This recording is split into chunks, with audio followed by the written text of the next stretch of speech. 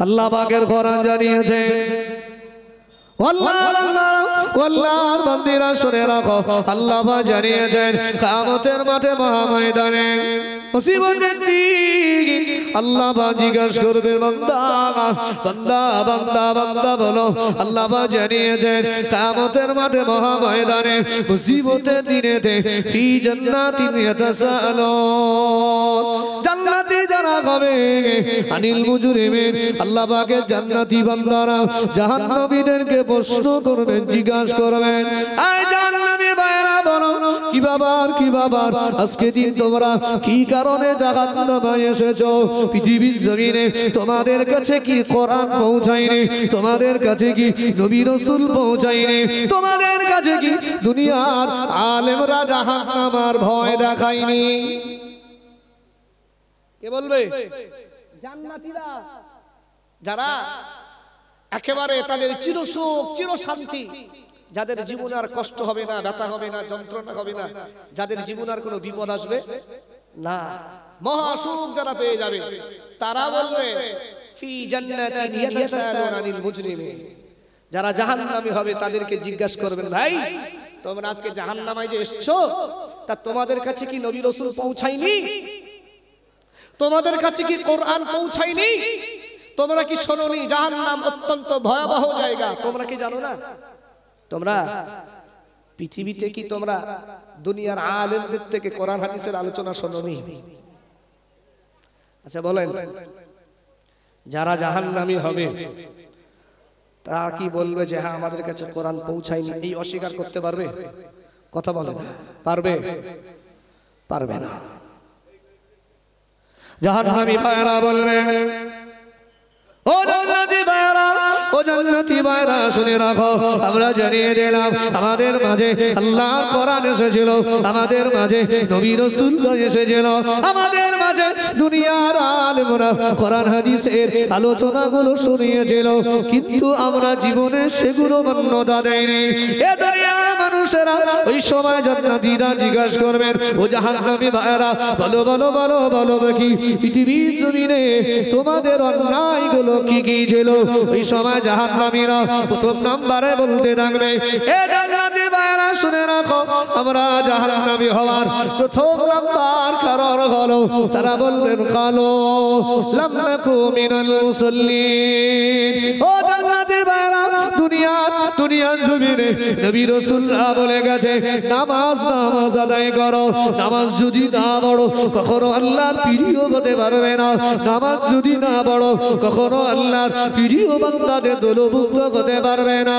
দুনিয়ার জমিনে নবীরা বলেছে দুনিয়ার জমিনে সাহাবীরা বলেছে তাবিঈনরা বলেছে দুনিয়ার জমিনে আমার আল্লাহ কোরআনকে সারা পৃথিবীর জমিনে আমার আল্লাহ কোরআনকে মওজুদ করে রেখেছেন দুনিয়ার আলেমরা প্রতিনিয়ত আমাদেরকে নামাজের তালিম দিয়েছে কিন্তু আমরা কোনোদিন নামাজ আদায় করিনি কি করিনি নামাজ আদায় করিনি তাহলে এটা হলো জাহান্নামে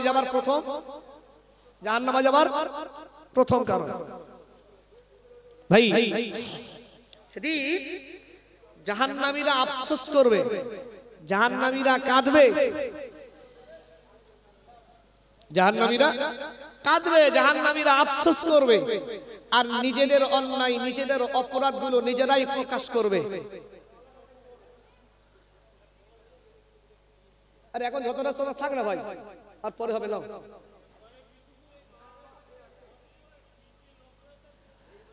ভাই জাহান্নামীরা তাদের অপরাধগুলো তাদের অন্যায়গুলো তারা নিজেরাই প্রকাশ করবে ভাই পৃথিবীতে আলেম পৃথিবীতে ইমাম পৃথিবীতে হাফেজ সাহেব পৃথিবীর জমিনে নবী রাসূলরা নামাজের কথা বলে গেছেন বহুবার নামাজের আদেশ করেছেন তারপরে আমরা কোনোদিন সালাত আদায় করিনি সেই জন্য আমাদের জাহান্নামে আসার প্রথম কারণ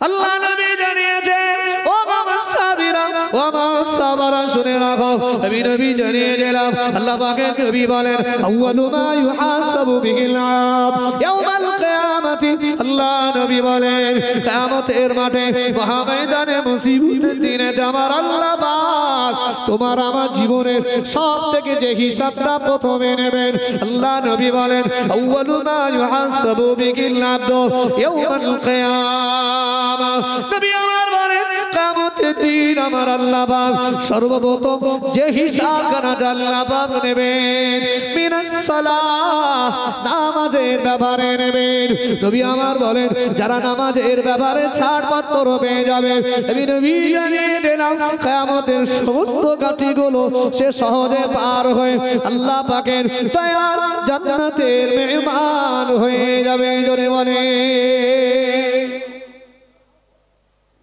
নবী বলেন যারা আউয়ালু মা ইউহাসাবু বিহিল আবদ ইয়াউমাল কিয়ামা নবী বলেন যাদেরকে কিয়ামতের মাঠে সমস্ত মানুষের সর্বপ্রথম যে হিসাবখানা নেওয়া হবে সেটা হলো মিনাস সালাহ নামাজের ব্যাপারে কিসের ব্যাপারে নামাজের ব্যাপারে আমার নবী বলেন যারা নামাজের ব্যাপারে ছাড়পত্র পেয়ে যাবে আমার আল্লাহ হাসরের ময়দানে সে সমস্ত ঘাটিতে নাজাত পেয়ে যাবে আল্লাহর দয়ার জান্নাতের মেহমান হয়ে যাবে জোরে বলেন আরো জোরে বলেন সুবহানাল্লাহ আল্লাহ নবী বলেন বাবা সামিরা বাবা সাবরা শুনে রাখো আল্লাহ বান্দিরা শুনে রাখো আমার নবী জানিয়েছেন কিয়ামতের মাঠে ময়দানে যারা নামাজের ব্যাপারে ধরা পড়ে যাবে আমি নবী জানিয়ে দিলাম তারা কিয়ামতের মাঠে সমস্ত ঘাটিতে ধরা পড়ে যাবে তারা সবাই জাহান্নামের বাসিন্দা হয়ে যাবে এ দুনিয়ার ইমানদারেরা এই জন্য আমার আল্লাহ জানিয়েছেন দান করার বদৌলতে রোজা করার বদৌলতে সাদকা করার বদৌলতে হজ করার বদৌলতে তোমার ইবাদতের দ্বারা তোমার আল্লাহ তোমার মালিক যত খুশি হয়ে যাবে যত রাজি হয়ে যাবে তার থেকে তোমার আল্লাহ তোমার সিজদার বিনিময় আমার আল্লাহ তোমার উপরে বেশি খুশি হয়ে যাবে জোরে বলে ভাই দান করলে আল্লাহ যত খুশি হয় হজ করলে আল্লাহ যত খুশি হয় দেখা যাবে রোজা করলে যত খুশি হয় তার থেকে আল্লাহ বলছেন ওয়াসজুদ ওয়াক্তারি যত সিজদা দেবে তুমি তত আল্লাহর নিকটবর্তী বান্দা হয়ে যাবে জোরে বলেন আরো জোরে বলেন সুবহানাল্লাহ তাহলে আল্লাহর নৈকট্যশীল আল্লাহর কাছাকাছি যাওয়ার সবথেকে বড় ইবাদত হলো নামাজ কি বলুন নামাজ তাহলে প্রথম নম্বরে পয়েন্ট তুলবেন কে জাহান্নামীরা বলবেন আমাদের জাহান্নামে যাওয়ার প্রথম কারণ হলো আমরা নামাজ পড়তাম না তাহলে আমরা নামাজ পড়বো তো ইনশাআল্লাহ বলুন ইনশাআল্লাহ আল্লাহ আমাদের সকলকে যেন 5 ওয়াক্ত নামাজ বা জামাত আদায় করার তৌফিক দান বলুন আমিন আর যদি বলেন আল্লাহুম্মা আমিন আল্লাহ পাকে জান্নাতি বান্দারা জিজ্ঞাসা করবেন ও জান্নাতীরা শুনে রাখো তোমাদের জাহান্নামে আসার দ্বিতীয় নম্বর কারণটা বলেন ওই সময় তারা বলেন ক্বালু লাম নাকু মিনাল মুসাল্লিন ওয়া লাম নাকু নুতিমুল মিসকিন দ্বিতীয় নম্বর তারা বলতে থাকবেন আমরা জাহান্নামে আসার কারণ হলো দুনিয়া জমিনে এতিম অসহায় মিসকিন যারা ছিল এদের হকগুলোকে আমরা মেরে মেরে খেতাম কি করে খেতাম আমরা দুনিয়ার জমিনে যারা অসহায় ছিল যারা গরিব ছিল মিসকিন ছিল আমরা তাদের মালগুলোকে আত্মসাৎ করে খেতাম তাদের যেহেতু ক্ষমতা ছিল না পাওয়ার ছিল না তারা অনেক চেষ্টা করেছে কিন্তু তারপরে তারা আমাদের থেকে নিতে পারেনি আল্লাহু আকবার আল্লাহ পাক বলেন হে দুনিয়ার মানুষ শোনো তোমরা এই যে গরিব মানুষের মালগুলো তোমরা যে মেরে মেরে খাচ্ছ আচ্ছা বলেন গরিব মানুষের মাল এতিম অসহায়দের হক যারা মেরে খায় আল্লাহ কখনো এদের ছেড়ে দেবেন এক কথা বলে না আল্লাহ এদের ছেড়ে দেবেন কোন দিনের জন্য আল্লাহ এদের ছাড়বেন না এখন আল্লাহ পাক বলছেন বান্দা তোমরা পৃথিবীতে যাওয়ার পরে আমার যেহেতু পৃথিবীতে আমার নবী রাসূলরা গিয়েছেন তোমাদেরকে বারবার বলেছেন যে তোমরা কখনো এতিম অসহায় গরিবদের মালগুলোকে তোমরা কখনোই ভক্ষণ করবে না এতিমদের চোখের পানি তোমরা ফেলবে না যদি তোমরা ফেলেছো তোমাদের জীবনের সব আমলগুলো নষ্ট হয়ে যাবে যাবে না যাবে না। তাহলে আজ বর্তমানে কিছু পাওয়ারশীল মানে প্রভাবশালী মানুষ গরিবের মাল আসতে দেখতে পাচ্ছে, গরিবের মাল আসতে দেখতে পাচ্ছে, ডাকার পরেও মাল সেপতে দিচ্ছে। এরকম আছে না নাই? কত বলেন আছে? আছে ভাই। গরিবের হক নষ্ট করা যাবে? আল্লাহ পাকে জান্নাতি বান্দারা ওই সময় জিজ্ঞাসা করেন, ও জান্নাতি ভাইরা, তৃতীয় নম্বর তোমাদের কারণ কি? কোন কাজে তোমরা আজকে দিন জাহান্নামে এসেছো?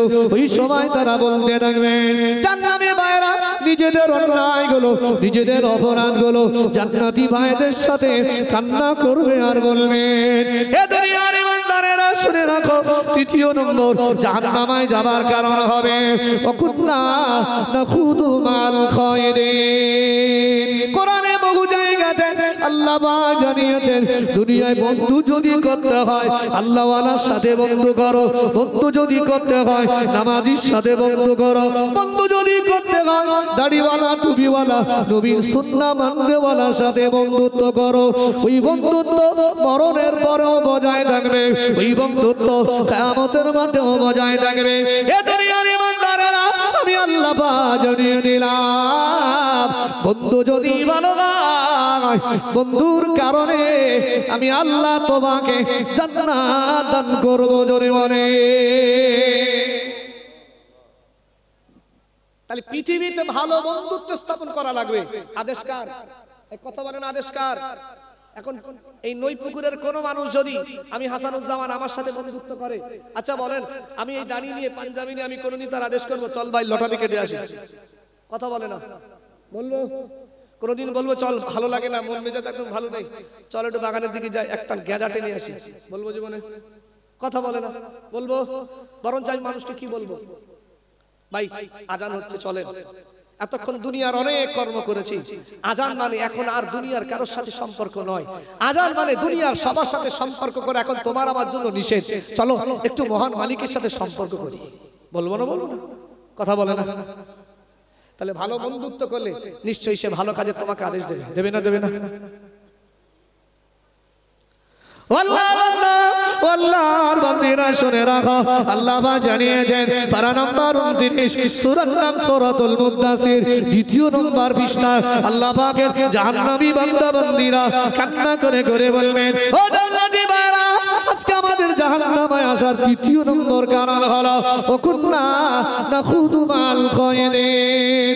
পৃথিবীর জমিনে কোনদিন আমরা ভালো মানুষের সাথে বন্ধুত্ব করিনি।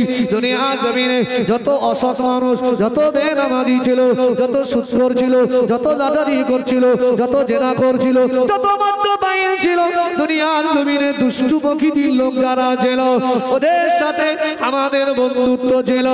খারাপ মানুষের সংস্পর্শে থাকার কারণে আমার আল্লাহ আজকে দিন আমাকে জাহান্নামে দিয়েছে। তাহলে এই কথাগুলো বলছে কে? কথা বলে না? কে বলছে? আল্লাহ নয়, বলছেন জাহান্নামীরা। কাকে বলছেন? জান্নাতীদেরকে। জান্নাতীদের সুখ শান্তি নেয়ামত দেখে এরা কাঁদছে আর বলছে, ভাই আজকে আমরা জাহান্নামে এসেছি। জান্নাতীরা জিজ্ঞেস করছেন, মা সালাকাকুম ফি সাকার, তোমরা যে অপরাধগুলো করেছো, কি অপরাধ এমন করলে যার কারণে আজকে তোমরা জাহান্নামে এসেছো? বিশ্বাস করেন, তারপরে এবার জাহান্নামীদের আত্মনাদ শুরু, কান্না শুরু। তারপরে বলতে লাগলো, ভাই পৃথিবীতে জীবনে নামাজ পড়েনি, এতিমদের মালও নিজের মনে করে খেয়ে একেবারে পেট আমু করে দিয়েছে, জীবনে তাদের মাল তাদের বুঝিয়ে দিইনি। 3 নাম্বার, আমরা পৃথিবীতে কখনো ভালো মানুষের সংস্পর্শে ছিলাম? ভালো মানুষের সংস্পর্শে থাকলে ভাই ভালো মানুষ সবাই যায় না? যায় না? যাই তো। একটা ছোট্ট করে, যেহেতু আমি বেশিক্ষণ থাকবো না, তো এই জন্য আর 15 মিনিট আমি থাকবো। 15 মিনিট আমি একটা ভালো দৃষ্টান্ত দিই, শোনেন।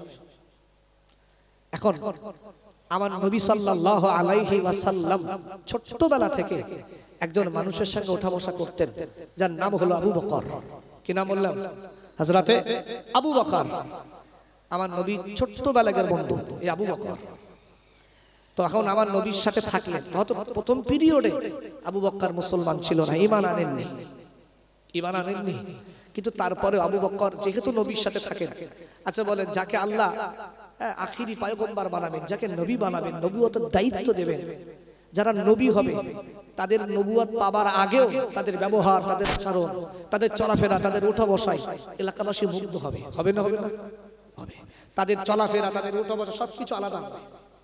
এখন যেহেতু আবু বকর হুজুর আমার নবীর সংস্পর্শে থাকে, আমার নবী বলেন যেদিন আল্লাহ আমার নবীকে রিসালাতের দায়িত্ব দিয়ে দিলেন যে আজ থেকে তুমি রিসালাতের দায়িত্ব পালন করো, আমার নবী বলেন আমি এই রিসালাতের দায়িত্ব পালন করেছি চুপিয়ে চুপিয়ে, লুকিয়ে লুকিয়ে। তবে আমি যখনই দিনের দাওয়াত দিয়েছি, কলেমার দাওয়াত দিয়েছি, আমি যখন হযরত আলীকে দিনের দাওয়াত দিয়েছি, আমার আলী একটু ভেবেছেন, একটু চিন্তা ভাবনা করেছেন। আমি যখন আমার দিনের দাওয়াত আমি অন্যান্য সাহাবীকে দিয়েছি, সবাই একটু একটু ভেবেছেন, চিন্তা করেছেন, পরে বলবো বলেছেন। তবে একজন সাহাবী তিনি আমার অত্যন্ত কাছের, তিনি হলেন আমার আবু বকর। আমি যখন আমার আবু বকরের কাছে আমি আল্লাহর একত্ববাদের ঘোষণা দিলাম, নিজেকে নবী হিসাবে তার কাছে উপস্থাপন করলাম, আমার আবু বকর আর আমাকে দ্বিতীয় কোনো কথা নয়, সরাসরি আমার আবু বকর, যেহেতু আমার ওঠা বসা চলাফেরা ছোটবেলা থেকে আবু বকরের সাথে, আবু বকর সেদিন বললেন ইয়া রাসূলুল্লাহ, ইয়া হাবিবাল্লাহ, হুজুর হুজুর আমি তো আজকে দিন আপনার সঙ্গে চলছি না, যেহেতু ছোটবেলা থেকে আপনার সাথে আমার বন্ধুত্ব, আপনার ওঠা বসা চলাফেরায় সবকিছুতেই আজকে আমি মানে বিনা স্বার্থে দ্বিমত নেই আমার আজকে দিন, এই মুহূর্তে আমি আপনার হাতে হাত দিয়ে কলেমা পড়ে মুসলমান হয়ে গেলাম। জোরে বলেন, আরো জোরে বলেন সুবহানাল্লাহ। শুরু হয়ে গেল জীবন ধন্য হওয়া আবু বকরের।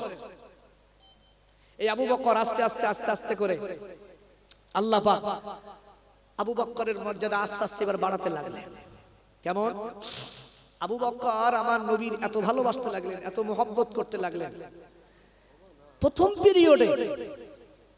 পিরিয়ডে কম বেশি তখনও 40 জন মুসলমান হয়নি। আল্লাহ আদেশ দিলেন তুমি গোপনে গোপনে ইসলাম প্রচার করো। কিভাবে? গোপনে গোপনে। এখন বেশি অত জাহির করার দরকার নেই, গোপনে গোপনে করে আগে ভিতটা মজবুত করো। আমার নবী গোপনে গোপনে মানুষের বাড়ি দাঁড়ে দাঁড়ে ঘুরেছেন একত্ববাদের ঘোষণা দেওয়ার জন্য। আচ্ছা বলেন, আমার নবী যে দ্বীনের আলোচনা করেছেন, একত্ববাদের ঘোষণা দিয়েছেন, দুনিয়ার কারোর থেকে বেনিফিট নিয়েছেন? কথা বলেন, নিয়েছেন? নেইনি। তিনি আমাদের একত্ববাদের ঘোষণা দিয়েছেন, আমাদেরকে জি দিন শরিয়ার আলোচনা শুনিয়ে আজকে আমাদের এই জায়গায় পৌঁছে দিয়েছেন। আচ্ছা বলেন, কোন দিনের জন্য কি আমার নবীর কোনো স্বার্থ ছিল তার পিছনে? ছিল না। এখন যথারীতি এক এক করে করে আমার নবীর আলোচনা শুনে, আমার নবীর ব্যবহার আচরণ দেখে 40 জন যখন কম বেশি মুসলমান হয়ে গেল। কয়জন? 40 জন। এতদিন ধরে আল্লাহর আদেশ ছিল ইসলাম প্রচার করো গোপনে গোপনে। কিভাবে? গোপনে গোপনে। 40 জন যেই মুসলমান হয়ে গেল, এবার আমার আল্লাহ কোরআন নাজিল করে দিলেন। বলেন সুবহানাল্লাহ। আল্লাহর বান্দারাও, আল্লাহর বান্দিরা শুনে রাখো, আল্লাহ পাক কোরআন নাজিল করে দিলেন। প্রথমে আল্লাহ পাক বললেন আমার নবী, আমি আল্লাহ পাক তোমায় জানিয়ে দিলাম, আমি আল্লাহ পাক জানিয়ে দিলাম দ্বীন ইসলামটা প্রচার করো গোপনে গোপনে গোপনে গোপনে। ও আমার নবী, আমি আল্লাহ পাক জানিয়ে দিলাম। এবার আমার আল্লাহ কোরআন নাজিল করে দিলেন। আল্লাহ পাক জিবরাইল আমিন আলাইহিস সালামকে বললেন, ও আমার ফেরেশতা জিবরাইল, চলে যাও চলে যাও, আমার নবীর কাছে যাও, এই আয়াত কানাটা শুনিয়ে দাও। আল্লাহ পাক বলেন হাবিব হাবিব, আমি আল্লাহ পাক জানিয়ে দিলাম ফাসদা বিমা তু'মারু ওয়া আরিদ আনিল মুশরিকিন। ও আমার নবী, আর গোপনে গোপনে দ্বীন ইসলাম প্রচার নয়, প্রচার নয়। আমি আল্লাহ পাক তোমাকে আদেশ করে দিলাম ফাসদা বিমা তু'মারু, আজ থেকে দ্বীন ইসলাম একত্ববাদের ঘোষণা আমি আল্লাহ পাক জানিয়ে দিলাম, প্রকাশ্যে প্রকাশ্যে দেবে। জোরে বলে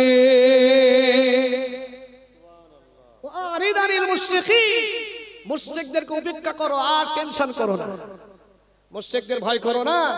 দ্বীন ইসলাম প্রচারটা ভাই সাইটে আসার কথা হয় না কেন? টানছে না কেন?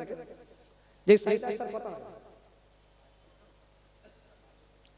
জি, আল্লাহ বললেন এতদিন গোপনে গোপনে হয়েছে, আর ইসলাম প্রচার গোপনে গোপনে নয়, আজ থেকে ইসলাম প্রচার করো প্রকাশ্যে প্রকাশ্যে, ওয়া আরিদানিল মুশরিকিন, আর মুশরিকদেরকে উপেক্ষা করো, ওদের আর চিন্তা করো না, টেনশন করো না। ও হাবিব, ওরা তোমায় কিচ্ছু করতে পারবে না। আহা, আবু বকরের জীবন কিভাবে পরিবর্তন হচ্ছে! আল্লাহু আকবার। আমার নবী, যেই মহান আল্লাহ আদেশ করেছেন দ্বীন ইসলাম প্রকাশ্যে ঘোষণা দেওয়ার, আমার নবী প্রকাশ্যে ঘোষণা দিচ্ছেন। মক্কার একেবারে কাবার সন্নিকটে মুশরিকরা এসে, কাফেররা এসে আমার নবীকে এত মার মেরেছে, আমার নবী রক্তাক্ত হয়ে গেছে। শুধু মারেননি, তার পাশাপাশি আমার নবীকে অত্যন্ত অপমান করেছেন। সেই সময় আমার নবীর কাছে আমার নবীর প্রিয় বন্ধু আবু বকর হাজির ছিলেন না। আমার নবীর প্রিয় বন্ধু আবু বকর হাজির ছিলেন না। এখন আমার নবী অত্যন্ত কষ্ট পেয়েছেন, মার খেয়েছেন, মেরেছেন কাফের মুশরিকরা। এই খবরটা একজন মানুষ আবু বকরের কাছে পৌঁছে দিয়েছেন। ও ভাই আবু বকর, তুমি এখন এই জায়গাতে কাজ করছো, তুমি জানো তোমার ওই প্রিয় বন্ধু মুহাম্মদকে মক্কার কাফেররা খুব মার মেরেছে, যাও। এখন যেই শুনেছে আমার নবীকে মেরেছে, সাথে সাথে আবু বকর সাথে সাথে নিজের কর্মটা ছেড়ে দিয়ে মক্কার কাবার চত্বরে হাজির হয়ে গেছে। জোরে বললেন, আরো জোরে বললেন সুবহানাল্লাহ।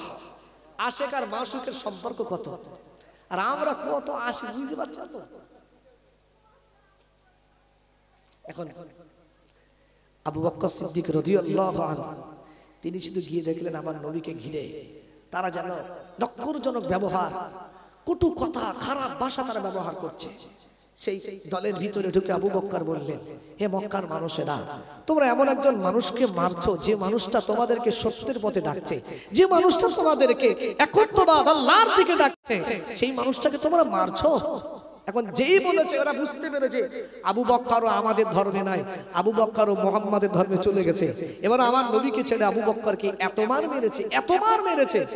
বিশ্বাস করেন সেই পিরিয়ডে আবু বকর সিদ্দিক রাদিয়াল্লাহু আনহুর গোত্রের মানুষ এসে আবু বকরকে সেদিন বাঁচিয়েছিলেন।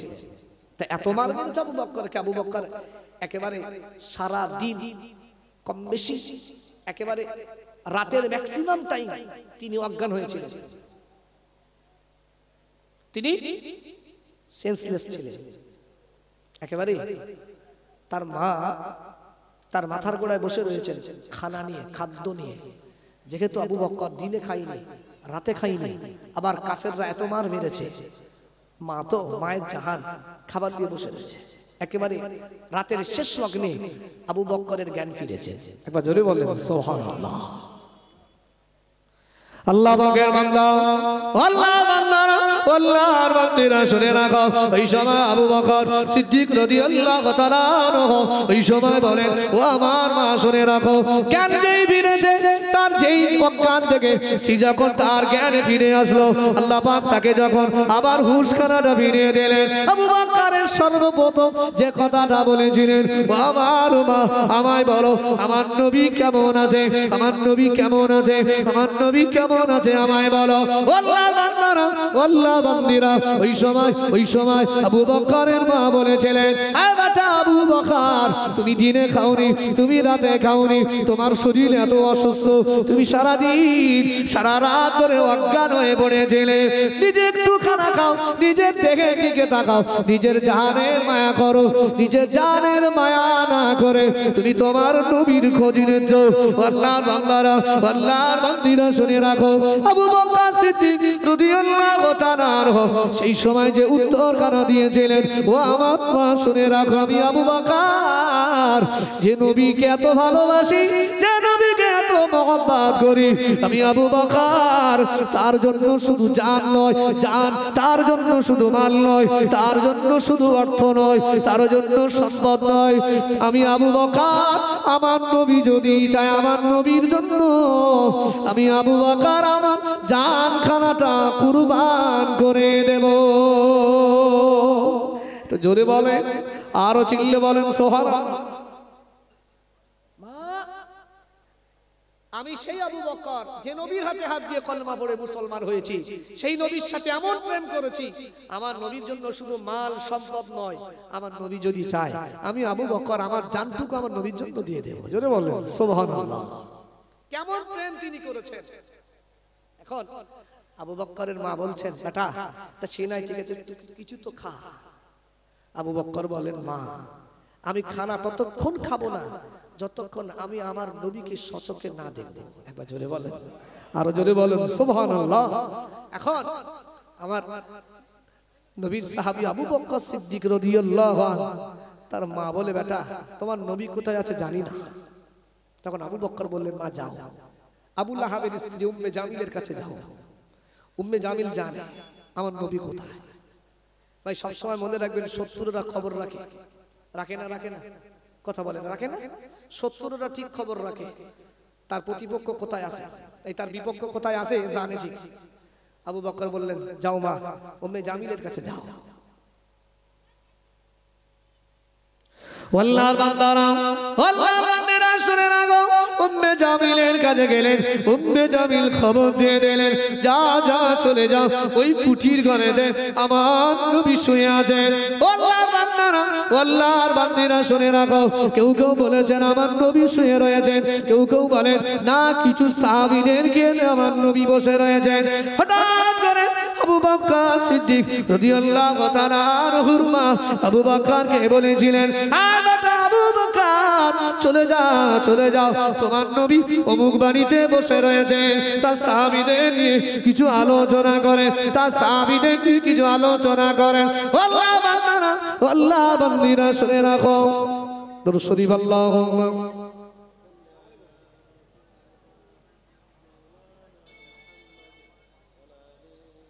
ও ফাজুল এইদিকে ঢুকেছেন। আচ্ছা আমি পাঠাচ্ছি একটু। এই কমিটি ভাইরা একটুখানি সামনে যাও না, হুজুর এসে একটুখানি গাড়িটা রিসিভ করো। এত জাম আসতে পারছে না, একটু কমিটি ভাইরা যাও।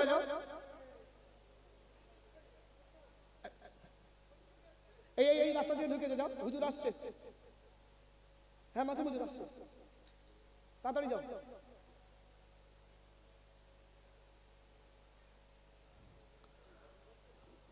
আমার নবী এখন আবু বকর মা বললেন বেটা তোমার নবীজি সেই অমুক বাড়িতে বসে রয়েছেন। আমার নবীজি সাহাবী হযরত আবু বকর সিদ্দিক রাদিয়াল্লাহু আনহু তিনি সাথে সাথে একেবারে বাড়ি থেকে দৌড় দিলেন আমার নবীজির মাজলিসে হাজির। আমার নবীজি আবু বকরকে দেখে বললেন বাবা আবু বকর তুমি কেমন আছো? আবু বকর বললেন নবীজি এতক্ষণ ধরে আমি আমার শরীরের ভিতরে একটা অস্বস্তি বোধ মনে করছিলাম। ও নবীজি এতক্ষণ ধরে আমার শরীরের কষ্ট অনুভব করছিলাম, তবে আমি যাকে আমার জানের থেকে বেশি মায়া করি ভালোবাসি এই মুহূর্তে তার চেহারাখানাটা দেখে আমি আবু বকর আমার দেহের সব কষ্ট বেদনা জ্বালা যন্ত্রণা সব আল্লাহ দূর করে দিয়েছেন। জোরে বলেন, আরো জোরে বলবেন না সুবহানাল্লাহ। তার তাকদীর পরিবর্তন হচ্ছে, কি মর্যাদা আল্লাহ তাকে দিচ্ছেন জানেন। সময় নাই এই আবু বকরের ব্যাপার জানেন, কিয়ামতের মাঠে মহা ময়দানে মুসিবতের দিন।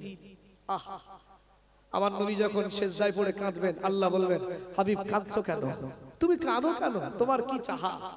সেদিন আল্লাহ বলবেন আমার হাবিব বলবেন আল্লাহ আল্লাহ আপনার বান্দা বান্দীরা আর সইতে পারছে না, আপনি বিচার শুরু করে দেন। হয় মানুষ জান্নাতে নাই জাহান্নামে যাবে, তুমি বিচার শুরু করেন, মানুষ আর সইতে পারছে না।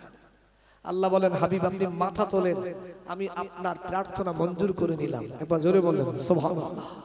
আল্লাহ বলেন হাবিব আপনি মাথা তোলেন, বিচার শুরু করব। আমার নবী মাথা তুললেন। আমার নবী এবার আল্লাহ বললেন হাবিব আপনি পাঠাও, আপনার এক এক উম্মাত উম্মতি বিচার শুরু হবে। সেদিন জানেন সর্বপ্রথম যে সাহাবীকে আমার নবী পাঠাবেন তার নাম হলো হযরত আবু বকর সিদ্দিক। জোরে বলেন, আরো জোরে বলেন সুবহানাল্লাহ। ভাই আমরা যখন ইন্টারভিউ দিতে যাই কোন জায়গায় চাকরির জন্য, আমরা কেউ চাই না আগে যেতে, আমরা চাই দু একজন যাক, যা ঝড় তার মধ্যে বয়ে যাক, তাই না? আমরা কিছুটা সচেতন হব।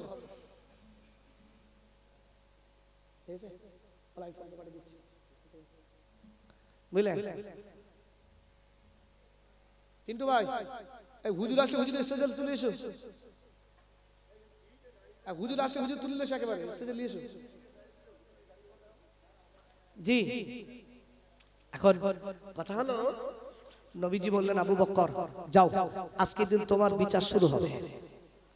বিশ্বাস করেন কিতাবের ভিতরে এসেছে হযরত আবু বকর সিদ্দিক রাদিয়াল্লাহু আনহু তিনি ঠক ঠক ঠক ঠক ঠক ঠক করে কাঁপছেন। কি করছেন? ঠক ঠক করে কাঁপছেন।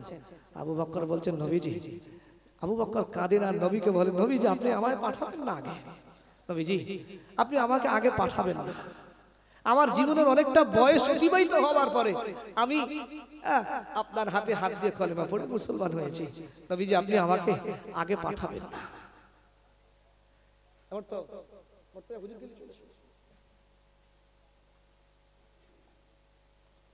তাকবীর দান, নারায়ে তাকবীর, নারায়ে তাকবীর, নারায়ে তাকবীর। সিলসিলা হক ফুরফুরা শরীফ, আওলাদে জালালি বাগ দরবার শরীফ, আওলাদে জালালি বাগ দরবার শরীফ, জনাব হযরত মাওলানা মুফতি মাসুম বখতিয়ারি সাহেব, নারায়ে তাকবীর, নারায়ে তাকবীর। আলহামদুলিল্লাহ, হুজুর এসেছেন, হুজুর এখন উঠবেন, আলোচনা করবেন। তবে যে কথাটা সংক্ষেপে শেষ করি, এই হযরত আবু বকর সিদ্দিক রাদিয়াল্লাহু আনহুকে আমার নবী বললেন যাও, আবু বকর কাঁদবেন।